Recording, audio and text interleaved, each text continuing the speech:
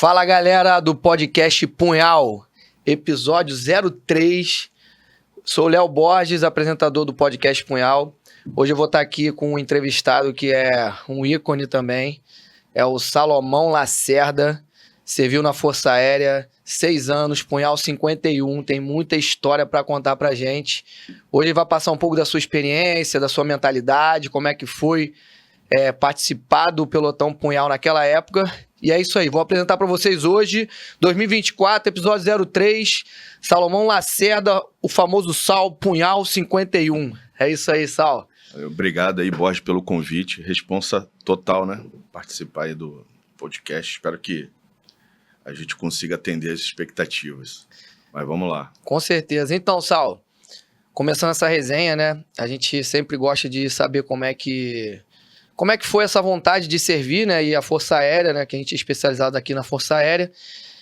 Me diz um pouco o seu início da carreira militar lá na Força Aérea. A gente novo, né? Começa a querer servir, não sabe o que vai fazer, mas me explica um pouquinho da história aí, como é que foi ingressar na Força Aérea Brasileira. Então, eu comecei, eu entrei para a Força Aérea através do concurso de S1, né? Que não existe mais era o equivalente ao concurso de fuzileiro naval. Eram soldados profissionais, digamos assim, né? Você fazia o concurso, ficava 6 anos. E é até engraçado porque isso aí foi com 23 anos, foi bem mais velho. No período de alistamento, eu me alistei lá no Exército, fui voluntário para a Brigada Paraquedista, fiz todos os testes, cheguei lá me apresentar na Brigada, aí tinha mais uma rotina de teste lá, né? Saltar da torre e tal. Fiz tudo direitinho e aí chegou o dia para se apresentar, para dar início ao recrutamento, né? E aí, cara, como eu sempre fui um cara indisciplinado, um pouco aloprado, nesse dia eu tava na esbórnia, tava na cachaça. E aí acabou que eu não fui, cara. E aí, naquela paura, né? Você novinho, né? Com medo. Falei, cara, e agora? Me apresento ou não me apresento? E aí passou, cara, eu acho que uns 3 dias, e eu fui lá me apresentar, não lembro qual foi a desculpa que eu inventei, mas me apresentei lá na brigada, não vi no dia, mas, porra, queria servir e tal. Aí foi até uma surpresa para mim, que para mim eles iam colocar, ia me dar uma escovada lá, mas ia botar para dentro. Mas não, o tenente chegou na hora, agora as vagas já estão preenchidas, não tenho mais vaga, e você vai ter que sobrar. E assim foi, com 18 anos, fiz lá o juramento à bandeira, fiquei com excesso de contingente e fui seguir minha vida, né, cara? Assim, de novo, eu era um cara muito disciplinado, eu nunca, não terminava nada que eu começava, assim, era um pouco bem aloprado. E assim fui, acabei abandonando os estudos também, né? Fiquei um bom tempo só com o 1º grau completo, depois eu cheguei a fazer eu fiz lá o supletivo do Estado, não cheguei a cursar o 2º grau. Mas aí fui trabalhar, fazer outras coisas, né, tentando me virar. Então, eu não sabia disso não. Você, então... Cara, você foi pra brigada... Essa cara de certinho, né? Eu achei que você era bem mais correto, mano. Bem mais certinho. É bom saber. Por isso que o Punhal tem um negócio meio... Pois louco. Então. Então, você foi lá na brigada, fez os testes... Eram até testes antes que nem tem hoje mais, né? Você fazia aquele teste preliminar quando no quartel. Eu, por exemplo, me apresentei na PE ali na Tijuca. E aí, sempre, acho que vai um paraquedista, né, e pergunta quem é voluntário. E o cara, mano, faz a barra aí. É o primeiro teste lá quando você tá fazendo o exame médico ali, normal, quando você tá se alistando. Então, e aí depois você vai pra brigada e faz os testes, mais uma bateria. Aí é aquela corrida, o padrão PQD, né? Então, teve um período meu que eu fui trabalhar no, acho que é 1º DSUP, que é em triagem, né? Isso. Fui chamado, que eles chamavam a Força Aérea, a Marinha e o Exército. Aí eu vou até te contar essa história também engraçada. Aí eu já era cursado, punhal, paraquedista, e fui lá porque eu queria estudar, né? Já tava querendo papirar, porque senão a gente ia embora. Na Força Aérea, tu ia fazer concurso, seu foi diferente, tu fez já direto pro S1. Isso. Eu era S2, fiz S1, tinha que fazer pra cabo, senão eu ia embora. Aí o coronel, eu esqueci o nome do coronel agora, ele era até acho que era da CEF, de Educação Física no Leme. Aí ele olhou assim meu peito, brevê, um monte de brevê, gorro preto, boot marrom, ele... Você tá fazendo o que aqui, cara? Aí eu falei, pô, coronel, eu quero estudar pra... Ele, mas tu sabe eu não sei, se vocês não sabem mexer em computador. O pior é que eu sabia fazer tudo isso, né? Eu falei, não, coronel, eu sei mexer em computador, sei fazer as coisas aqui sim. Aí ele, fazer o seguinte, eu vou te botar na PA. Eu fiquei, que é PA? Ele, portão de atendimento. Aí eu ficava com os conscritos chegando lá. Então várias histórias igual a sua eu escutei, eu não sabia disso. Pois O é. cara chegava encaixaçado, o pessoal chegava de bermuda. Maneiro. Eu tenho uma história dessa também. Na PE eu tava indo de bermuda, o cara falou, cara, você é maluco? Tu vai de bermuda, vai te voltar pra casa correndo. Aí a gente fazia o teste, aí teve um PQD lá, Dom, isso aqui, ele falou assim, cara, tu é PQD, me ajuda aqui no teste aqui. E a gente fez esse pré-teste, mas eu não sei como é que era o teste depois lá na brigada. Que não eram, na minha época pelo menos, não eram aqueles 5 km, mas você tinha que, eu acho que era 3.200, um pouquinho mais puxado, em 12 minutos, se não me falha a memória. E o resto é aquela flexão, a barra normal, o padrão, e saltar da torre, né? Que era como se fosse um teste de aptidão de coragem ali, para ver se você realmente não vai refugar. E o canguru tinha ainda? Já? Não, nesse não. Nesse não tinha canguru. Era a corrida, que eu me lembro, tá? Não me lembro de ter feito canguru. Para iniciar o recrutamento, era barra, flexão e a corrida dos 3.200 em 12 minutos. Era puxada. E saltar da torre. Aí fez tudo. Fiz o exame médico, aí já agendou, ó, dia tal você vai se apresentar, vai começar. E aí foi nesse dia... Vou formar na brigada. Aí nesse dia eu fui pra cachaça, faltei. Uma maneira, aí dá continuidade então aí. Depois bem, aí cara, aí porra, excesso de contingente, sobrei, fiz lá o juramento. E segui minha vida, né, cara, sem estudo, tinha abandonado, porra, trabalhando com vendas, tentando me virar. Mas aquele desânimo, não estava satisfeito com o que eu estava meio sem perspectiva, né? E aquele sonho de criança, né? A gente, quem entra para isso aí tá no sangue, né? Quem faz a atividade que a gente faz, gosta muito, não é por dinheiro, é realização pessoal. E eu falei, porra, cara, não tô feliz com o que eu tô fazendo, eu sempre quis servir, não servi por uma burrada. E aí eu não conhecia, eu não sabia que existia prova para S1, né? Muita gente aí, ó, muita gente também não sabia, né? Existia um período na Força Aérea que você fazia a prova para S1 como se fosse igual aos fuzileiros. Eu acho que acabou em 91, 92, não lembro. Cara, acabou um pouquinho mais, 2000 e alguma coisa, acho que 2002, alguma coisa assim. Aí agora tem S1, mas é interno, né? Isso. É um processo profissional interno. E hoje, na minha época, era concurso interno. Isso. Você pegou isso aí, eu né? Peguei, eu fiz concurso, cabo, foi até cabo. Fiz concurso para S1, depois concurso para cabo. E o de S1 para cabo era um dos mais difíceis, porque eram poucas vagas e cabo naquela época, cabo mandava muito. E aí a gente conseguia ir para fazer para sargento, né? De interno. Hoje já não tem mais também. É o que eles chamam de efetivo profissional, né? Tem o efetivo variável, que é o pessoal que cumpre o serviço obrigatório. E esse era um efetivo, não era estabilizado, mas ele era através de concurso. E ficava até 6 anos. Fuzileiro, ficava até 6 anos.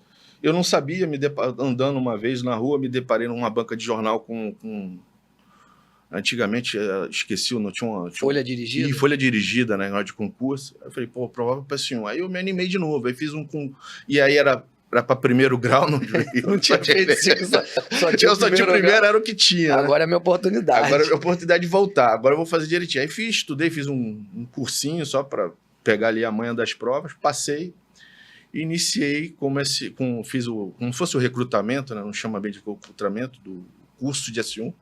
Curso de S1 em 1999. Se quiser, pode puxar um pouco. Em 1999, aí lá em Santa Cruz.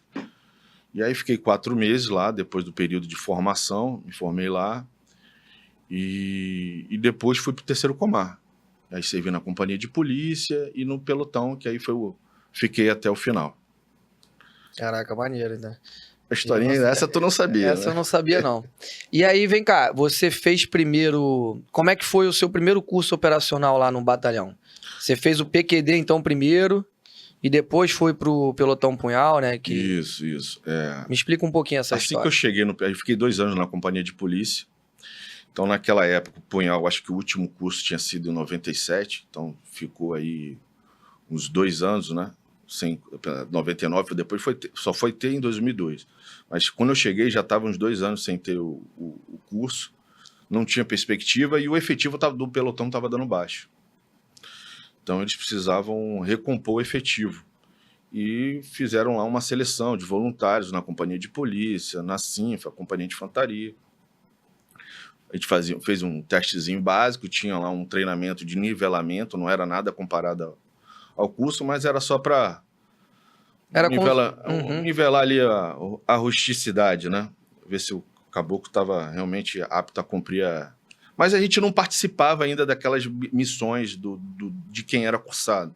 A gente fazia o serviço de patrulha, mas as missões externas, quem fazia eram os cursados. Mas a gente ajudava a compor efetivo para aqueles serviços o serviço normal, né? Da rotina do quartel, que estava, como o efetivo estava reduzindo, estava ficando puxado. E aí, assim, até por uma questão para ajudar nesse nivelamento de rusticidade, até operacional, surgiu vaga para o PQD. Então, eles enviaram esse efetivo que ainda não era cursado, esse pessoal do... Eram os porquitos. Famosos porquitos. E nós fomos fazer a brigada. Né? Na minha época, a brigada era só a área de estágio, não sei como é que foi depois com você, por exemplo.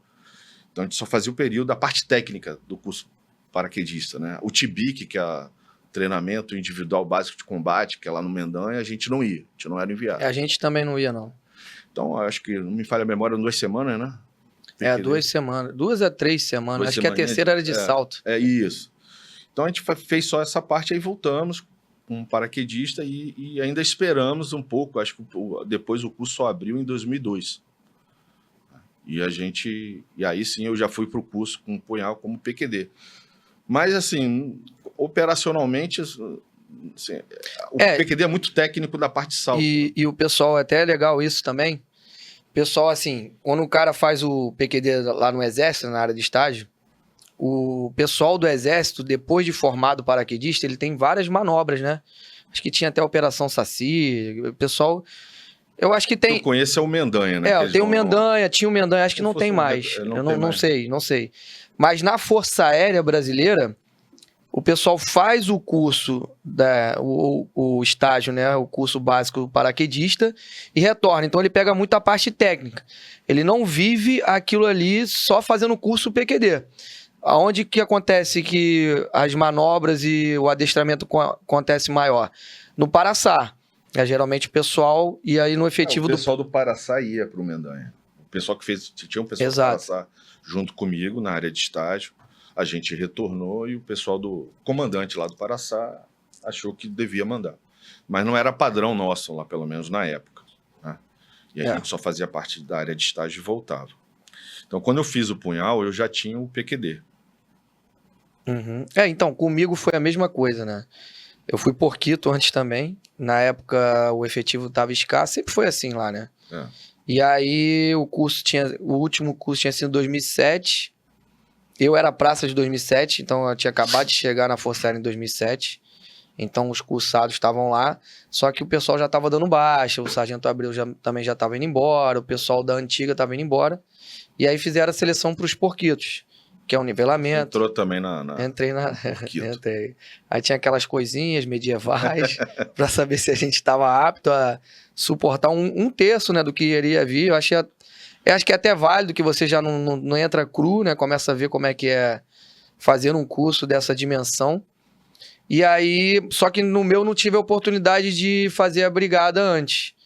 Mas se eu não me engano, o Teixeira, que fez no meu curso, o Medeiros, eles tiveram a oportunidade de fazer a brigada antes, fizeram junto com os cursados em 2007, mas aí foram obrigados a fazer o curso em 2009. A minha brigada também, quando eu fui fazer, que eles vieram os porquitos para poder, tinha cursado que ainda não tinha feito a brigada. Então, o Delcinei, nosso... O Delcinei, ou seja... Sub agora, né? Nosso sub. Nosso sub. Aquelas coisas, meu ala, aí abraço, meu ala. Grande Delcinei. Aí, batedor, tudão. E aí foi isso que aconteceu com a gente.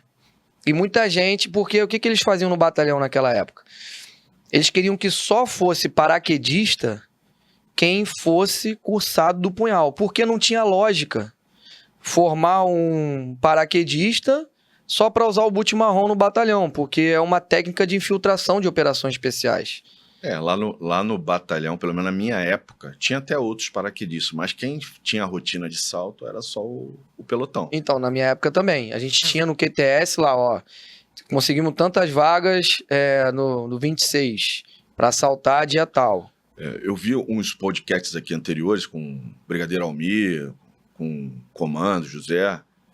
E assim, pô, o pessoal fala até que antes de eu entrar, né? Eu acho que em 97, entre 94 e 97, o pelotão chegou a ter uma aeronave dedicada, né? Pô, maneiro, eu não sabia disso. Disponibilizado, eu acho que era um bandeirante.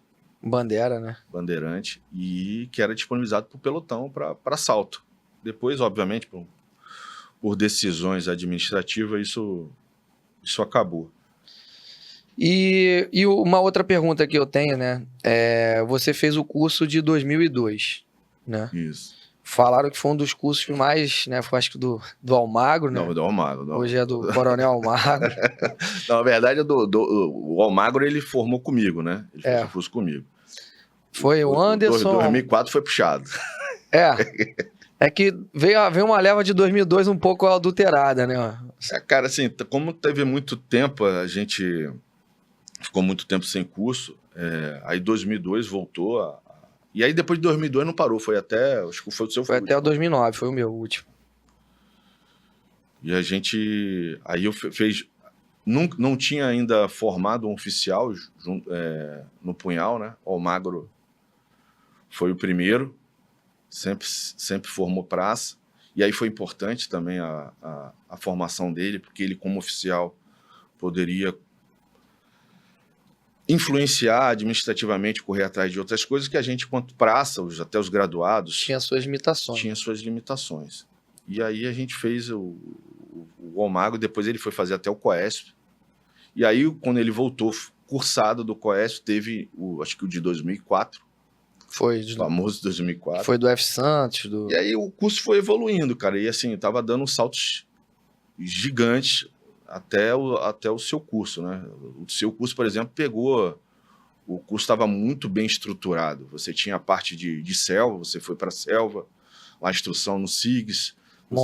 Montanha, você ia lá qual era o batalhão lá do... Era o 11º. 11º. Só não tinha o Caatinga, né? Não teve o Caatinga. Mas teve o TEPAS, etapa de TEPAS. A Marinha. Teve FOROP, treinamento de tropas inimigas. Estava com um nível muito alto, muito alto. No nosso a gente chegava aí, ia lá no Batalhão Toneleiro, fazia o GRR, fazia a parte de explosivismo. Né? A gente passava, digamos assim, né, em todas as tropas de elite, né, para poder... fazendo as instruções especializadas. Instruções especializadas. Então, o Almagro foi o primeiro oficial, né? Foi o primeiro oficial formado punhal. Punhal, isso. Punhal, né? Porque os outros que antes eram caveiras do BOP, né? Que teve o Coronel Topan, Brigadeiro hoje, né? Na época do Topan e os demais que o José falou aqui. José falou um monte de nome aqui que eu falei, cara, não conheço mó galera. Eu conheço a maioria que ele falou também, não sou tão antigo, né? Ficou no intermediário, acho que eu sou mais novinho, né, do negócio. E qual era a sua visão do pelotão punhal antes de fazer o curso, né? Porque, assim, eu quando entrei pro efetivo Porquito, eu olhava o pessoal no batalhão lá, que o QTS deles era diferenciado, né? Eu era da PA também, fiz a patrulha, e aí eu vi os caras lá atirando de festim no meio do batalhão. Aí no outro dia pegavam um caminhão tropa e iam escalar. Aí no outro dia o pessoal ia pegar paraquedas e ia saltar. Aí mergulho. Eu falei, caraca, eu queria servir pra isso. Aí eu ficava lá no portão de PA, lá olhando os caras, entrando e saindo. Às vezes tinha semana que eles nem ficavam no batalhão. Estavam sempre fora. Eu falei, cara, eu quero uma rotina dessa, né? Tipo, eu quero me sentir militar mesmo, de poder fazer uma missão. Eu tinha essa visão, só que eu nunca conheci o punhal, né? A gente via aqueles filmes de Rambo, queria ser Rambo também. Né? Acho que fica no sangue essa parada, né? Cara, quando eu entrei, assim, eu não conhecia, não sabia o que era punhal, né? Até porque a denominação começou a pegar forte mesmo acho que depois de 2002 a gente começou a usar o indicativo punhal, que foi da Operação Rio, mas antigamente eles mesmos se autodenominavam, em 99, quando eu entrei, chamavam de POI. Punhal, assim, já tinha tido a Operação Rio, já tem a história do indicativo punhal, que era para diferenciar, Mas a gente começou a usar o termo punhal mesmo a partir de 2002. Então, assim, eu não conhecia punhal, não sabia nem que na FAB tinha Pelops. Então, quando eu entrei para a FAB, a meta era para ser do Paraçá, que era a referência de tropa de elite que eu tinha na Força Aérea. Só que durante o curso lá, o período lá do curso de soldado especializado, de S1, lá em Santa Cruz, eles desembarcaram lá, tipo, caminhão tropa, for fazer alguma missão lá, também não sei o que era, mas, pô, quem é esse pessoal aí, né? Os caras todos de preto, me chamou mais atenção, né? Foi o que aconteceu comigo também. Me chamou mais atenção. Pô, o que é isso aí? E o pessoal começou a explicar o que era, quem era. Era o POI do Comar, e tinha o Pelops também, dos Afonso. Aí a gente começa a procurar saber, pesquisar, vai conversando com um, com o outro, ali. E o pessoal, assim, a informação que eu tive na época é que o punhal era muito bom para quem ia ser soldado, porque eles liberavam cursos para o soldado fazer. E no Paraçá era um pouquinho mais restrito a questão de qualificação para cursos operacionais. Ele fazia o paraquedista na época, tá? Eu conheço pessoas que até como soldado fez lá o paracomandos, como S1. Mas eu acho que acabou isso, não sei se... Eu acho que acabou, hoje em dia não... Não sei como é que tá. Hoje está mais restrito. E o punhal ele era mais flexível para soldado. Obviamente, tinha as limitações, que era soldado poderia fazer só determinado curso, graduados e oficiais, né, da tropa podia. Então isso me motivou a ir para o Comar, porque eu fiquei bem qualificado no curso, então eu poderia escolher para onde ir, poderia ter escolhido para o Paraçá.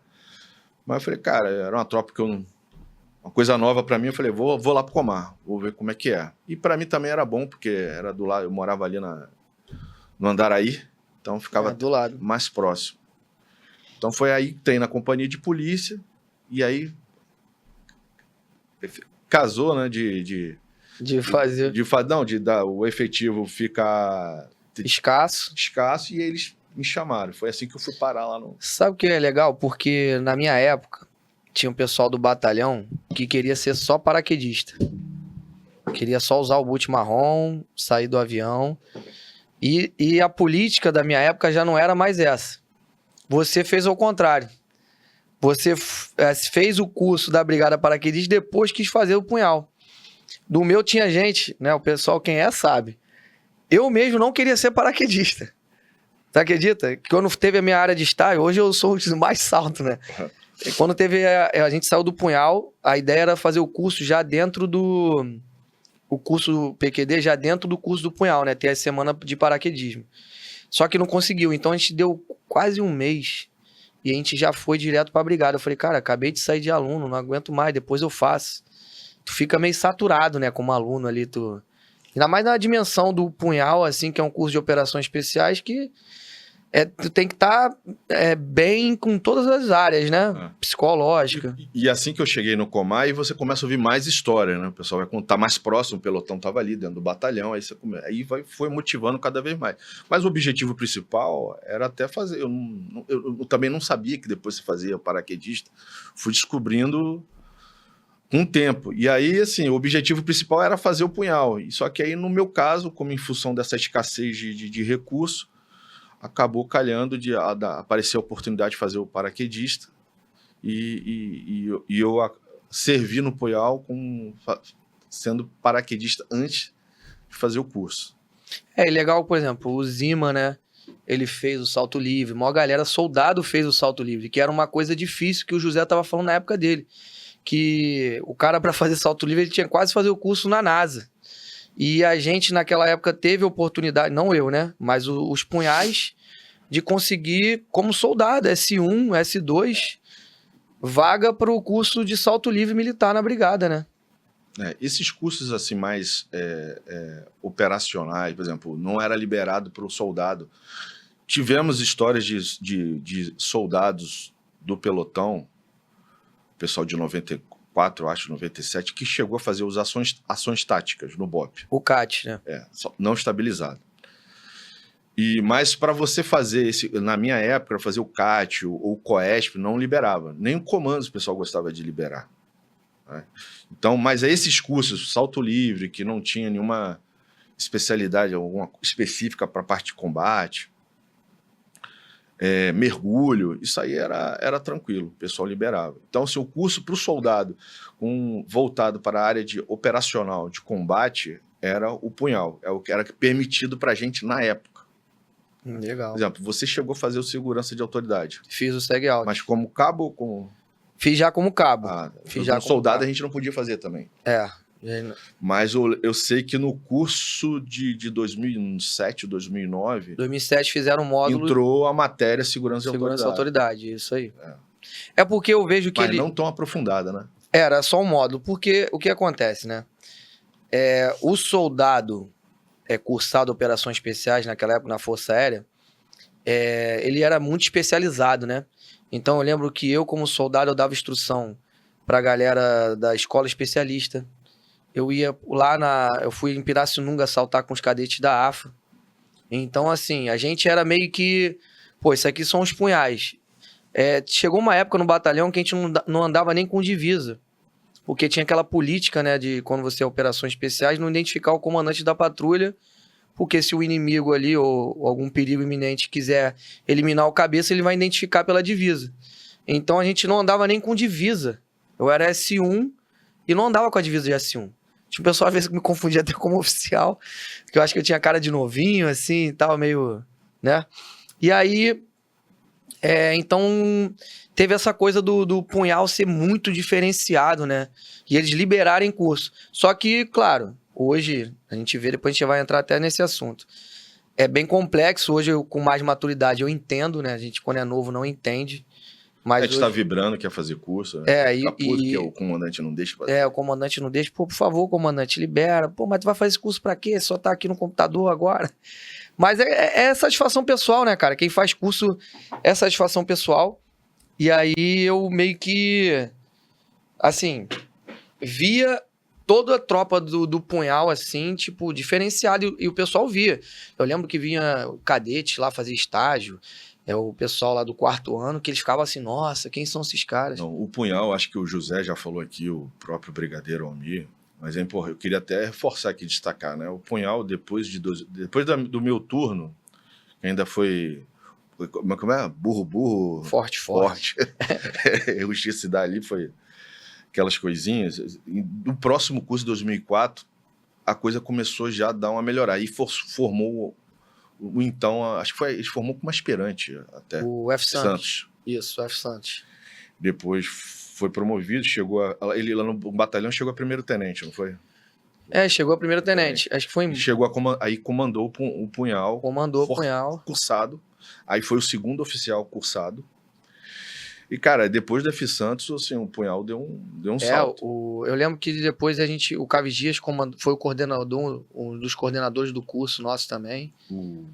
O F. Santos, ele profissionalizou demais. Eu tô até comecei até a ler o livro ali, o Kid Preto, né, do Coronel Montenegro, contando a história do início dos comandos. E, assim, quando você pega até fotos... O punhal, ele era uma tropa jovem. O Comandos, acho que tem desde 64. Né? O Comandos é antigo já. Antigo. Cara, pro tempo que ela iniciou e onde ela chegou, cara, assim, ela se surpreendeu. Era uma tropa que tinha 10 anos de existência. E quando você pega as fotos da época, assim, o punhal era novo, era aquilo. No início era rusticidade, não tinha muito aquela qualificação técnica, era rusticidade pura.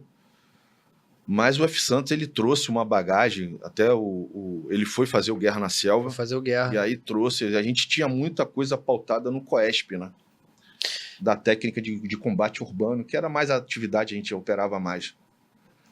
Na parte urbana, e quando ele fez o Guerra, que ele trouxe os conceitos de uma escola diferente, e aí o punhal, cara, ele deu um salto de qualidade, e ele abraçou a missão também, como comandante da tropa.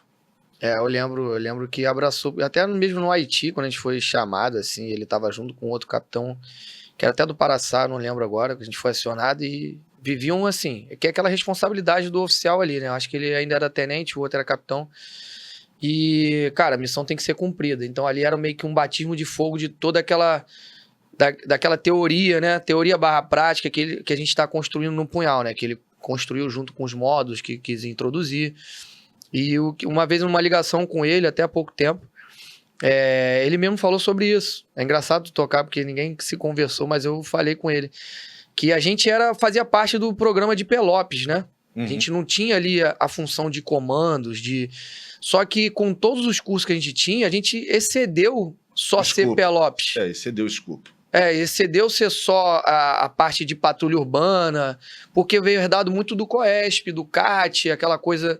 Então introduziu, sabe o que eu vejo assim, um Punhal? Uma miscigenação de conhecimentos operacionais que formou uma tropa eclética na sua operacionalidade, porém bem determinada, porque bem, não sei te explicar, né? Mas como eram poucos homens, talvez isso aí ficou um pouco mais... Até uma reflexão nossa aqui, né? A visão que eu tenho é que os Pelopes, acho que até no Exército é assim, você tem a Brigada de Operações Especiais, mas assim, a maioria dos batalhões, pelo menos, tem um efetivo um pouquinho mais qualificado. Acho que para uma tropa de reação, uma coisa rápida, uma resposta rápida. E os Pelopes da FAB eu vejo dessa forma, só que o Punhal, ele, como você falou, ele ultrapassou o scope, ele chegou a ter uma aeronave dedicada, saltava, eu acho que o Punhal foi um dos, junto com o pessoal dos Afonso, saltava rotineiramente, fazia outros cursos, montanha...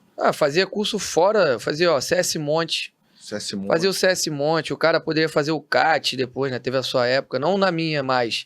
Mas você vê, assim, cursos que naquela época estavam tomando proporção maiores, o elemento Punhal ia lá, executava e voltava com o conhecimento. E isso foi muito gratificante, acho, para todo mundo, para a Força Aérea também, né? Porque trouxe uma bagagem operacional. Uma vez eu conversando com o Major Jomar, que foi do Paraçá também, ele falou, cara, não poderiam ter... Deveria se estudar um pouco mais antes de desativar, porque falta isso hoje na Força Aérea, isso foi a opinião dele, né? De ter uma tropa mais especializada, assim, em cada região. E talvez, assim, né, eu conversei com o Brigadeiro Almir, são diretrizes novas, né? A instituição, ela se remolda, né? Tudo muda. E a gente vai só observando aqui. Hoje em dia a gente está fora, eu estou no bombeiro, você é empresário, e a gente vai levando a nossa mística conforme a história. E, Sal, uma coisa legal, né? A gente vai falar do seu projeto, mas eu queria que você, antes de falar do BVS, né, falasse qual foi essa virada de chave na mentalidade depois de formado o Punhal. Porque você teve o seu tempo lá, que nem você falou, você era indisciplinado, faltou porque estava na Esbórnia, aí foi CPQD na FAB, depois foi fazer o curso do Punhal, teve ali uma bagagem operacional e teve a hora de ir embora. Eu sei que é a hora de ir embora para muita gente, é aquela hora que a galera... eu vejo outros podcasts, eu acho até legal, porque, assim, quando o pessoal sai, né, das Forças Armadas, eu encontro muita gente assim, parece que acabou, né? Parece assim, acabou... São 6 anos dedicados, né? 6 para o S1 e 4 para o S2, que a maioria, né, o pessoal de fora acha que o serviço obrigatório é só 1 ano e desconhece que o soldado pode reenganjar. Pode reenganjar. O próprio M. Melo, que é meu parceiro, Salto, hoje está na polícia, teve um momento depressivo pós-saída. Muita gente, eu sinto isso, né? Naquela época lá, eu sentia a galera saindo do S2, eu ficando, e parecia que perdia sentido, né? E para você, hoje, para mim também foi essencial, mas eu quero saber sobre você, o Salomão de hoje. Se não tivesse participado do Pelotão Punhal, ter feito todo aquele processo, né, digamos, lá dentro, com toda a dor, com todo o crescimento profissional, operacional, como seria? Você acha que foi essencial para a sua vida ter passado por aí? Mudaria o Sal se não tivesse passado nisso? Cara, com certeza eu sou um outro homem, não tem como negar. Né? Legal. É difícil explicar isso. Às vezes eu tento explicar para minha mulher, para meus filhos, para meus amigos. Só quem passa por um curso desse sabe. É difícil você colocar em palavras, né? E E até porque, né, outra coisa que você não sabia, né? Eu fiz o paraquedista, eu fiz em 2000, 00/1. E como não estava tendo o curso do punhal, eu cheguei a ser liberado para fazer o PREC, auxiliar de precursor, em 2002. Eu já ouvi acho que iniciou em janeiro e tal. Só que eu tomei pau no PREC, né? Pedi para sair, né? Fui até o final da primeira fase, pro primeiro mês, são 2 meses, eu acho que o auxiliar de PREC. De curso mesmo são 2 meses, pelo menos na época. E aí, na fase da montanha, que já era a última operação, eu tive uma hipotermia braba, mas aí não aguentei e pedi para sair. E isso aí foi uma derrota para mim, cara, que eu trago até hoje, né? E eu acho que o fato de eu ter tido essa derrota no PREC, né, pedido para sair, e que aí depois traz uma ressaca moral fodida, né? Traz. Você fica, porra, pedi para sair, sou fraco, sou isso, aquilo. Então, assim, eu aprendi com isso, com essa derrota. Eu acho que isso me ajudou, inclusive, porque depois eu fui fazer o punhal no mesmo ano, só que o PREC foi no início do ano e o punhal foi em outubro, o meu, né? Então, isso mudou a minha cabeça. Depois disso, depois dessa derrota, eu prometi a mim mesmo que eu não ia desistir de mais nada que eu fizesse. Lembra que no início eu não terminava nunca nada né, os projetos, sempre fui um cara disciplinado, e eu botei na minha cabeça, eu falei, cara, não vou desistir de mais nada na minha vida. E fui fazer o punhal. E aí passei pelo punhal. Eu acho que não desisti, né? Me formei, tenho cumprido a minha promessa de não desistir de mais nada. Mas eu acho que, assim, passar pelo punhal e a derrota do PREC, cara, com certeza me trouxe aí um alicerce moral, de força moral, de motivação, né? Que assim, com certeza eu não seria, eu acho que eu seria o mesmo Salomão se eu não tivesse passado por isso. Cara, então mudei assim, a chave completamente, a mentalidade mudou. Então tem coisa, hoje, toda vez que eu me deparo com uma dificuldade, com uma coisa muito difícil, eu lembro, primeiramente, lá da derrota, lá do auxiliar PREC. Foi, caralho. Toda vez eu lembro daquela noite, da hipotermia e tal. E lembro do punhal, dos ensinamentos, de passar. Então, assim, cara, o que vem na minha cabeça, a mentalidade? Cara, se eu fui capaz de suportar tudo isso, você não tem mais nada que eu não consiga fazer. Pô, muito maneiro. E eu acho que não é só eu, né? Eu acho que é o espírito de todos que carregam, que passaram por um curso desse. Eu acho que essa é a mentalidade que fica, né? O cara se depara com uma dificuldade e falei, cara, não, já passei por coisa pior. Já remei 8 horas de uma ilha a outra na Baía de Guanabara, né? Comecei a 11 horas da noite, terminou 7 horas da manhã, entendeu? Remando sem parar. Assim, você vai no limite da exaustão, você fica sem beber água.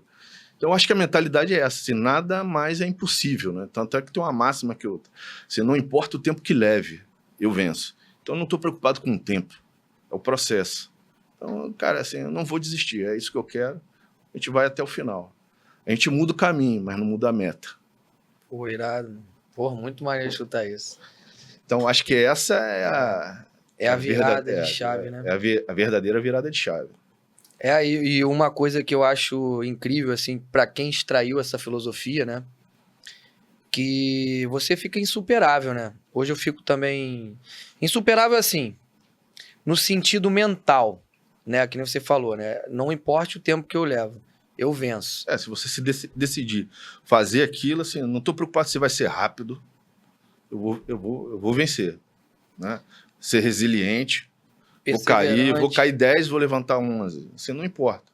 É acreditar no processo. E o legal é que eu não sabia dessa história. Você tentou auxiliar PREC antes, e aí com essa, né, derrota pessoal, digamos assim, entre aspas, você se motivou e falou, cara, a partir de hoje eu não quero mais sentir isso. Eu vou mudar e vou me determinar nisso. Eu passei a ter mais compromisso comigo mesmo, né? Uhum. Lembra do início da conversa, o Salomão era um cara indisciplinado, ia para a esbórnia, não se apresentou. Então comecei a ter mais compromisso comigo. E até isso faz parte do processo, né, Sal? Eu acho que quando você passa por alguns momentos de processo assim, de crescimento, né? Que é um crescimento. A gente não nasce sabendo tudo. Então a gente passa como se fosse uma criança, né? Você cai, levanta, tá aprendendo a falar, você tem Exato, dificuldades, exato. né? Eu acho que depois que a gente forma adulto, né? A gente vê, assim, muitas pessoas no geral, né? A gente aqui num podcast mais militar, o pilar militar, ele tenta mostrar um pouco essa filosofia, né? Não pautado na instituição, mas pautada na filosofia de vencer, porque é uma guerra simulada mental, é tudo uma simulação, porque e se existir? E agora? Então, acho que você suportar o processo, você consegue atingir esse objetivo, a sua meta, entre aspas, cada um vai ter uma, seja nos estudos, seja na profissão, não importa, seja na família, relacionamento. E esse princípio, né, fica muito mais, digamos, direcionado, e você nada mais te abala, né? Isso é muito legal, escutar isso aí. E até é importante que você falou aí que você se sente invencível, tem que tomar até cuidado, né? Cuidado, Porque exatamente. assim que você se forma, você realmente se acha... Porque é a psicologia do herói, você sabe disso, né? Não, fala aí. Eu gosto de ler bastante conhecimento, eu tô pesquisando o livro dos Super-Humanos, então a parte de esportes também, pessoas que saltam, skatistas radicais, pessoas assim. Então, assim, toda vez que a gente forma num curso dessa dimensão, a gente ganha uma psicologia de super-herói. Eu sou guarda-vida. Foi a mesma coisa na tropa de guarda-vidas. Você é imorrível. É imorrível, né? Morrível. Então, assim, por quê? Porque você chega ao limite mental. Eu, no curso do punhal, tive hipotermia, apaguei no gás. Teve algumas coisas que aconteceram comigo que eu cheguei no meu limite. E quando você chega no limite e passa esse limite, você já tem a psicologia de super-herói, porque você olha qualquer coisa e tu fala, cara, é igual entrar no mar grande com um guarda-vida. A gente tem a prova de mar. A gente pega um mar de ressaca, no meu turno era sem nadadeira, só sunga e camiseta, e você está enfrentando a natureza. Se você não tiver uma psicologia de ir lá e vencer, você vai fadar. Infelizmente, já aconteceram em alguns cursos. Então, assim, o principal é a mentalidade. Só que pós isso, é onde a gente não tem o controle. Falam até de tratamento psicológico pós isso, em alguns estudos. Porque você tem que equilibrar, assim, cara, acabou aquela guerra. Calma. Você está na vida real. Não é mais isso. Calma. Porque você pode se exceder e é uma linha tênue entre a vida e a morte. Eu já fiz muita besteira, digamos assim, pós-formado. Né? Então você começa a tentar ter uma alta disciplina ali um pouco. É mais difícil, porque você sabe que dá. Aí você faz no Shivunk, você começa... Só que aí chega uma hora, opa, Aí sabe onde eu acho que a gente começa a ganhar isso? É uma opinião própria. Com a maturidade. Quanto mais você vive esse lado da linha tênue entre a vida e a morte, mais você não paga tão embuste, mais você entende que qualquer hora isso tudo pode acabar. Entendeu? Sim. Eu acho que isso é a chave. É um equilíbrio depois, mas eu acho que o tempo traz essa maturidade. Eu desacelerei bastante. Né? Pô, eu também. A galera aí, ó, OPESP, paraquedista, entendeu? Vai ficando mais velho, vai desacelerando, porque a vida também tem outros lados, sem ser só essa vibração aí, né? Vibração demais, às vezes, dá excesso de hemorragia. Tem que estar um pouquinho equilibrado. Mas vamos lá. Pô, Sal, você inventou um projeto, né? Que é um projeto, assim, que já existe há um tempo, que é o BVS, né? O Bem-vindo Soldado. Que é a recolocação do ex-militar no mercado de trabalho. É engraçado que até no podcast do Eterno Herói, de vez em quando eu assisto... Muito bom o podcast deles também. Muito Parabéns bom. Lá. Quem é que... Paraquedista, né? É PQ dele? É PQD, né? PQD é um animal. Tinha que ser. É um Jumanji. E esse projeto, eu lembro que na época lá você ia até no quartel, mostrava para os soldados que estavam para dar baixa, né? Eu quero que você fale um pouco mais desse projeto, porque é um projeto social que você atingiu sozinho, conseguiu, lógico. Sempre vão ter forças irmãs querendo ajudar, mas foi um ideal seu. Né? Um ideal seu, construído, uma projeção sua. Me fala um pouquinho do BVS, como é que é essa recolocação. Porque hoje você é empresário, você saiu, viu outro mundo e tentou mostrar que existe outro mundo para os ex-militares, digamos assim, né? Importante falar um pouco assim, como é que surgiu o BVS, falar um pouco da minha história também, eu senti na pele, né? E da onde surgiu a ideia, né? Qual foi a semente. Né? Isso tudo começou inicialmente quando eu estava já próximo de dar baixa. que aí vem aquele frio na barriga. A grande maioria dos soldados só deixam para pensar no que vai fazer aos 45 do segundo tempo. Exato. E a grande maioria, para quem não sabe, do mundo civil, ainda tem os 45, não sei se ainda existe, né? Pegava mais 45 dias. Cara, eu acho que Não, não sei, não, acho que não tem mais, não não. tem mais não, mas na minha época tinha um cara ainda, assim, era o respiro do cara, né? O último respiro. Pegava mais 45 dias, o comandante tinha que liberar, mas a maioria liberava. E tinha um cara tinha mais 45 dias para, assim, o que eu vou fazer da minha vida, né? Então, e eu já antevendo essa situação, falei, cara, eu preciso me preparar antes.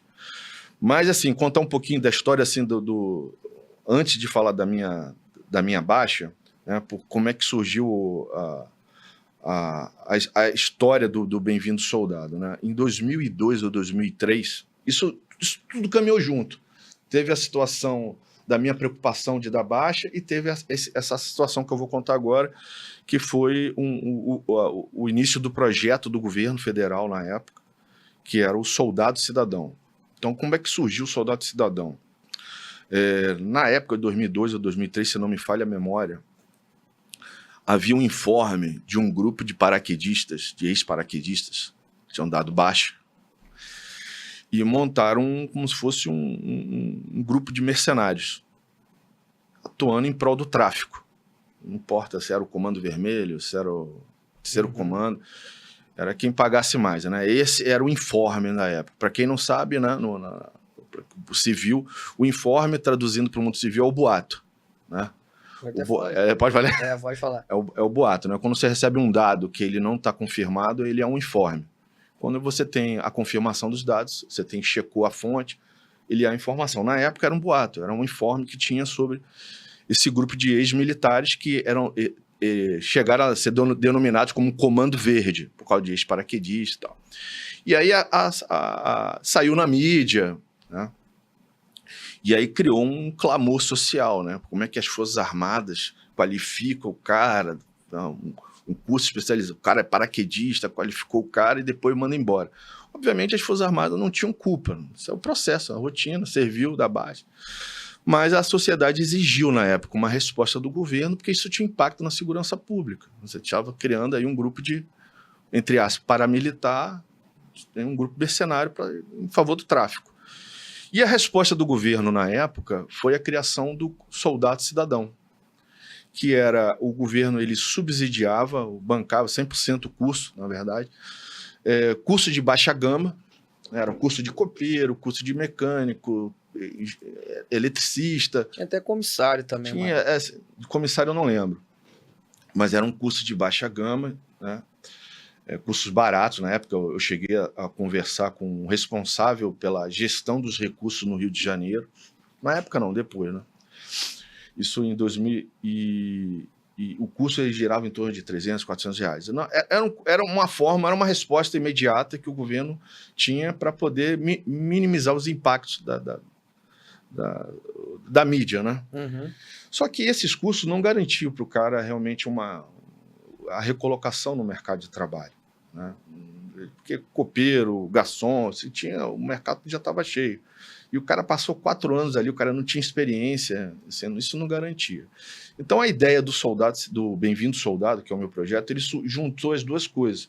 Teve essa situação do informe do Comando Verde, da resposta do governo, e teve a situação que eu vivenciei, né?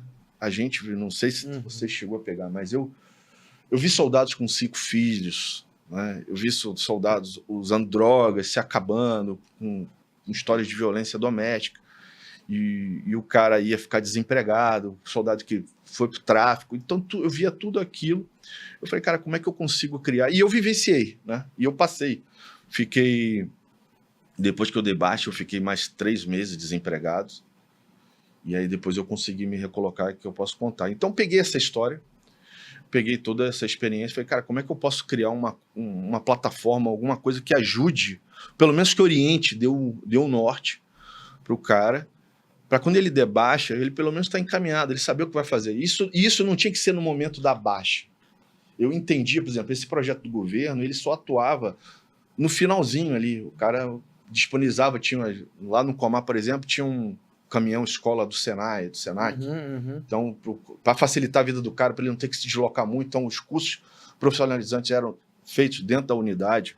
Então, o pessoal fazia muito, deixava para qualificar o cara no final do período, né? Como eu te falei, tinha um caminhão lá do Senac no quartel, e eu entendia que esse trabalho tinha que ser feito antes, pelo menos uns 6 meses antes, de começar a preparar a cabeça do cara para, você vai dar baixa, você tem que fazer um planejamento financeiro, né? E às vezes até antes, começar a iniciar esse trabalho de conscientização quando o cara pisa no quartel, né? Quando o cara quando tem aquela primeira apresentação que você vai iniciar o recrutamento, já começar a preparar o cara sobre planejamento familiar, pô, você não é estabilizado, então pô, não é muito responsável você construir uma família durante esse período, porque você vai dar baixa, você vai ficar desempregado.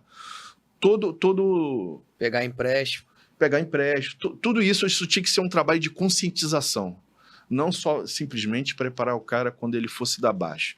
E assim surgiu o Bem-vindo Soldado. Foi praticamente aí, durante 15 anos que eu iniciei, né? Comecei a organizar em 2006, eu já tinha dado baixa, já estava trabalhando. E aí comecei a desenvolver as ideias. Inicialmente começou com uma empresa privada, né? E só em 2011 a gente, por amadurecimento também, não sabia, eu não era qualificado, né? Então, só em 2011 a gente conseguiu transformar em uma associação, né? E aí a gente trabalhou mais um período, mais uns 10 anos, e aí terminou, por falta de apoio, né? Mas chegamos a ter 8 pessoas trabalhando, todos soldados, ex-soldados, contribuíam com conteúdo para o site, vou até colocar organização de eventos. Bota para mim na tela aí, por favor, o projeto que... Aí, ó. Isso aí é até o Benevides lá no Haiti? Não, parece, né? Parece. Cara, que é mesmo, parece o Bené, mas não é não. Então, aí tem isso já em 2011, com um pouco mais maduro, né? Reestruturado. Então, ali tinha... O slogan era uma nova visão, um novo caminho, porque o que é importante tocar... até você colocou, me lembrou de outra coisa. Assim, a maioria dos soldados, né, quando dá baixa, qual é o caminho que o cara segue naturalmente? Bombeiro, né? Polícia, né? Polícia Civil. É um caminho natural, o cara tenta buscar lá... Para segurança pública. Porque ele já sabe, aquilo tá no meio dele, né? Tá no sangue dele. Tem uma certa segurança de mudar de caminho. E o Bem-vindo Soldado também, ele tratava disso, né, cara? Você não desmerecendo quem vai pro bombeiro, pra polícia, não é isso, porque tem gente que gosta, no seu caso.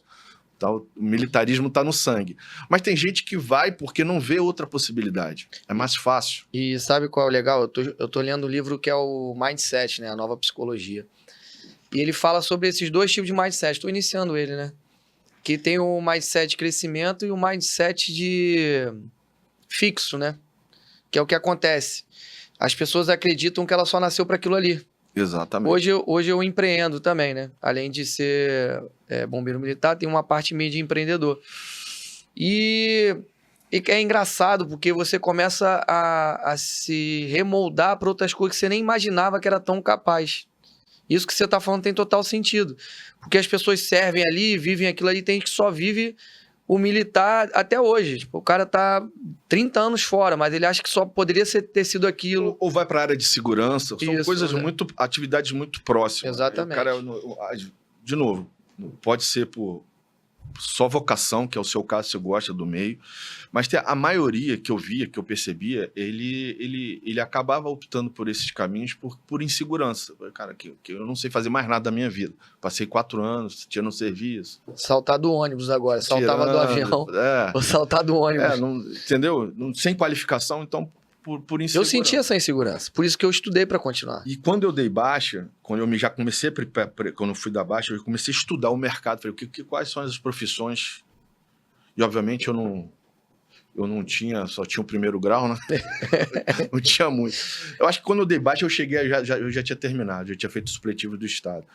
Mas, assim, eu tive essa insegurança também, né? Mas eu falei, cara, para onde que eu posso? Mas eu não queria ir para PM, não queria. Eu falei, quais outras opções? E até a questão de grana, né? Para melhorar um pouquinho. E aí eu descobri, naquela época, estava tendo um boom do petróleo, Macaé estava bombando e as empresas estavam buscando mergulhadores profissionais. De certa forma, até próximo, né? Mas, e aí, cara, eu fui da Baixa, né? Aí tinha o Soldado Cidadão. Aí o Zima e o Jarbas até, eles tinham mais um ano para servir, acabaram vindo no vácuo. Falei, não, pô, aí fala, você tem certeza que vai dar certo isso aí? A gente vai conseguir se recolocar no mercado? Eu falei, cara, é promissor. Eu falei, então vou pedir baixa antes. Eles tinham mais um ano pela frente, pediram baixa. A gente foi conversar com o Coronel Matos, na época era o chefe da seção de mobilização, quem tocava a parte do soldado cidadão do governo, ali na unidade.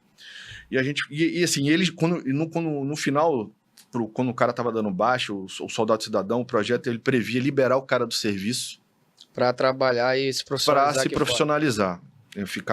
Era mais ou menos 30, 45 dias. E a gente chegou pro coronel, falou, coronel, eu queria pedir uma ajuda pro senhor. A gente tem um curso aqui que a gente acha que vai aumentar as nossas chances para se recolocar, só que ele não está dentro do escopo do soldado cidadão. É um curso caro. Na época era uns 2.500 mais ou menos, fazer o curso no Senai, o custo que o governo bancava era na faixa de 300, 400. Mas a gente a gente paga do nosso bolso, mas a gente tinha uma indenização, né, inclusive. Aí, só que a gente queria o tempo. Só que o tempo também não era um mês, né? Era 4 meses. Eu fiquei 4 meses em Macaé. Aí o coronel olhou assim para mim e falou assim, mas vocês garantem que isso é certo? Vocês vão entrar no mercado de trabalho? Eu falei, as chances são grandes, coronel. As chances são grandes. Ele, então, peraí que eu vou ligar para Brasília. E na nossa frente, ligou para Brasília, perguntou se poderia bancar o curso para a gente. Vou fazer melhor. Ele falou assim, vou fazer melhor que isso. Vou liberar vocês e vou ver se a gente consegue pagar isso para vocês. Cara, que legal, hein? Bacana, né? Muito maneiro.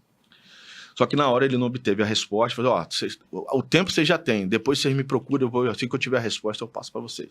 Mas de fato não conseguiu, estava fora do escopo, mas o tempo ele liberou. Antes de dar baixa, a gente ficou 4 meses em Macaé. Fazendo um curso de mergulho. Curso de mergulho profissional. E aí tem o Zima, está no mergulho profissional. É o Zima, o Jarbas também. E o Jarbas tá voando, né? Isso é que é legal, né? Eu acho que é um pouco da orientação que eu dei, que era o que eu queria imprimir no projeto. Foi um instrumento na época ali, né? Cara, foi a orientação, a mentalidade. É o que eu queria passar dentro do projeto. Esse tipo de orientação. Ó, existem outros caminhos para você... Uma mentoria, né? Exatamente. E ele, cara, tá muito bem financeiramente, tá muito bem, tá realizado profissionalmente, tá bem. Né? Que bom, voltou lá para a terrinha dele lá. Legal, né? E o legal porque eu acho que naquela época pode até deixar na tela ali. A gente vai descer um pouquinho aqui, só para falar um pouquinho antes de finalizar. Vocês eram cursados, né, cara? Eram pessoas totalmente especializadas, né? E aí você foi uma mentoria para os seus cangas, né? E aí teve o BVS através de algumas demandas que o governo estava vendo. Você com uma iniciativa sua, privada / demanda do governo, olha só, o que está acontecendo, que é o que você até vai passar um pouquinho aí, né? Queria até falar um negócio bacana que eu vi na época, que isso tudo ficou... Eu fui pegando essas experiências e fui colocando no escopo do projeto. Né? Por exemplo, que eu acho que isso deveria ser fomentado pelo governo. Tem N coisas que a gente pode fazer. Né?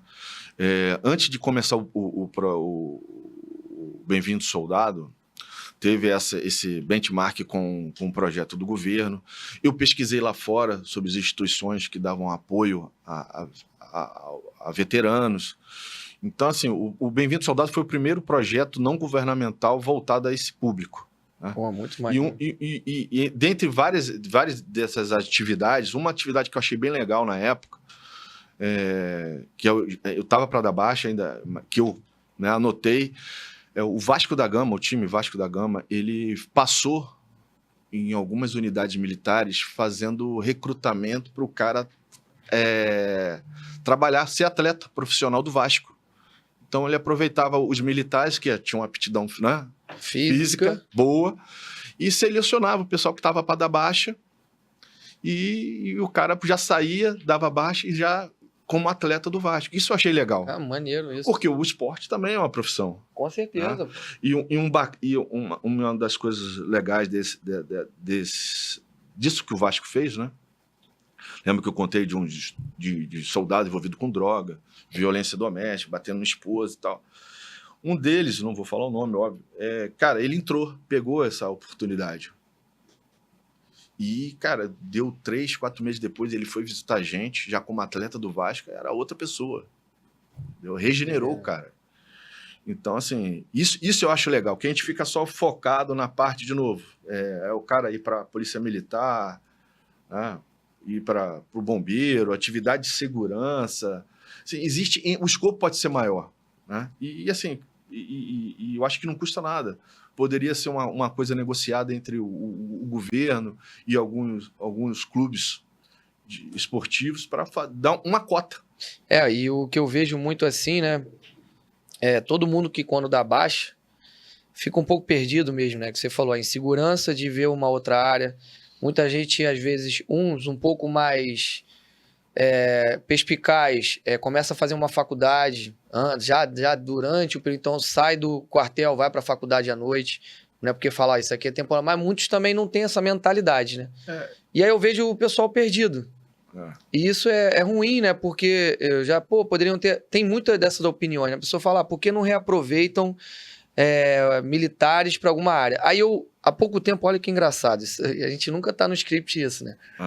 Eu encontrei o pessoal, acho que era do projeto Polícia Presente, ali em Ipanema ali tem, né, na General Osório. Sim. Os 3 que estavam conversando comigo, que eles não eram militares, eles andam com um policial militar e tem uma função de segurança pública ali, né? Tem as suas limitações, mas andam de preto e tal. Acho que até, eu lembro uma época que você falou que se alguém quisesse participar desse projeto, você conseguiria ver também. Sim, teve. Os 3 eram da FAB. Os 3 eram o Jonas, eu esqueci os nomes. Eu fui almoçar ali do lado, os 3 eram da Força Aérea. Falou, o Borges foi de lá e tal. Tem tudo a ver com isso aqui, né? Mas eles ficaram presos nessa hora, que nem você falou. Polícia militar, bombeiro militar. Na última eleição, que aí já como civil, né? Agora, foi recente, a última eleição para prefeito do Rio, eu apoiei. O projeto, ele é partidário. Né? A gente não tem partido político, mas a gente tem que buscar o relacionamento com figuras políticas para poder apoiar o projeto, né? Às vezes o apoio... Tem que apresentar, né? A gente aceita o apoio, aceitava, seja da iniciativa privada do poder público. E eu apoiei o candidato, que ele estava candidato para vice-prefeito, era o Luiz Lima, e ele era delegado. E eu expliquei para ele o impacto também, aí voltando na parte de segurança pública, né? Que foi a dor do governo na época que fez criar lá o Soldado Cidadão, que por que não aproveitar uma cota, uma parcela e beneficiar aqueles que tiveram um bom desempenho, disciplinados, bom comportamento, uma cota direcionada seja para Guarda Municipal, Polícia Militar, né, para facilitar, e assim, até para o custo de Estado, eu imagino que isso reduza, porque você não tem mais aquele custo de formação, pegar o cara do zero, recrutamento. Com certeza. De repente esse cara já entra numa outra turma, já com uma coisa mais voltada para fazer uma adaptação para, né, que aí é outro escopo também da atividade policial, da Guarda Municipal, mas facilitar, poderia ter uma cota aí para facilitar o ex-militar, ele ter uma cota direcionada para ele. E se eu não me engano, há umas décadas atrás existiu isso, tá? O cara saía da Força Armada e ia para a Polícia Militar. Acho que os subs da PM, né, já escutei essa história. Há muito tempo atrás. Eu não sei se tu já ouviu falar nessas histórias. Já ouvi. Mas que foi muito... Não tenho certeza. Foi curto. Mas que saíram da Brigada Paraquedista, alguns e foram para a PM, sem concurso naquela época, né? Uma coisa que, né, são iniciativas de pensamentos e ideias novas de remoldar e, claro, que tudo que a gente fala aqui são possibilidades, pensamentos, né? Acho que o poder público poderia ver isso aí um pouco mais com cautela. Infelizmente, a gente tem ainda, né, o restício de uma segurança pública um pouco mais deficiente. Tem várias atividades que podem ser feitas, né? A cota da Polícia Militar, o cara sair já direto para cada um em cada estado, a Guarda Municipal tem uma cota específica, os reservistas concorrerem aquelas vagas. Você tem, por exemplo, como acontece nos Estados Unidos, eu acho que em 2009 o Barack Obama fez uma série de incentivos e fiscais para as empresas e um modelo diferente de contratação para quem contratasse ex-militares, né? Durante a minha jornada com Bem-vindo Soldado, eu me deparei com o Tenente Galdino, que é o criador do Reserva Ativa, que era um banco de currículo, como se fosse o LinkedIn dos militares. Eles chegaram a fazer parceria com o Exército, não sei se está ativo até hoje, né?